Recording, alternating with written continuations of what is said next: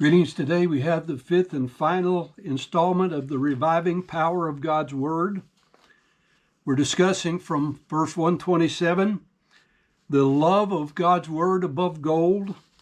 The word gold is the regular word, appearing at over 330 times in the Old Testament, 8 in Psalms, and 2 times here in the 119th Psalm. Psalm 19:10, for instance, says, "More to be desired are they than gold, yea, than much fine gold, sweeter also than honey and the honeycomb. Moreover, by them is thy servant warned, and in keeping of them there is great reward." David further compares it not just to gold, but to fine, which refers to pure gold or highly refined gold. If you have inquired, then you know that the more pure the gold is, the more its value is. Which brings us to the final verse, verse 128. "Therefore I esteem all thy precepts concerning all things to be right, and I hate every false way." The word "to be right" has the basic meaning of doing that which pleases God. Technically, David said only 2 words, creating a predicate adjective with an understood word. Precepts are right pleasing. You should note the italics in the King James Version, and although the introductory, "therefore I esteem all," is not italicized, it is also implied. The word for right is only used this one time in Psalm 119 and 26 times in the Old Testament. Its first use is extremely interesting in the book of Numbers, chapter 23 and verse 27. "And Balak said unto Balaam, Come, I pray thee, I will bring thee unto another place. Peradventure it will please God that thou mayest curse me them from thence or there."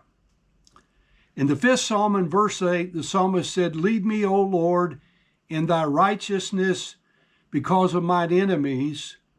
Make thy way straight before my face."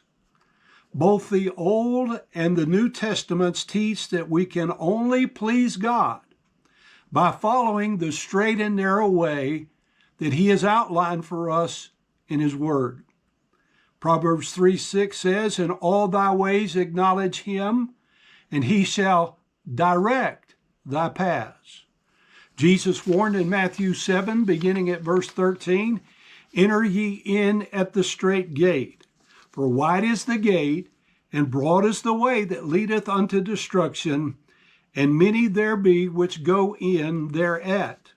Because strait is the gate, and narrow is the way which leadeth unto life, and few there be that find it." Now, some have claimed that David failed as a parent. Now, while I can see this argument as valid to some degree, I also see that for the most part, David lived as a humble servant. And the example that David left by the life which he lived for God was in great part rejected by family members, by friends, and foes alike. I believe this to be true in my life also. I'm not perfect. I've never claimed to be, but I've strived to live my life as a humble servant of God, as an example to the flock over which God has made me overseer. In my multiple years of ministry and pastoring churches, I've seen far too many who've allowed their fruitfulness to be choked out by the love of this world that had one time produced bountiful fruit. Even now, under the sound of my voice, there may be some who are still outwardly confessing and saying that they love God and are having a walk with him, but on the inside, their heart is walking with the world. planning their exit from amongst God's people. I conclude by saying, may we sincerely pray as David did in Psalm 126, verse 126 of Psalm 119. It's time for thee, Lord, to work, for they've made void thy law. Therefore let us hate every false way.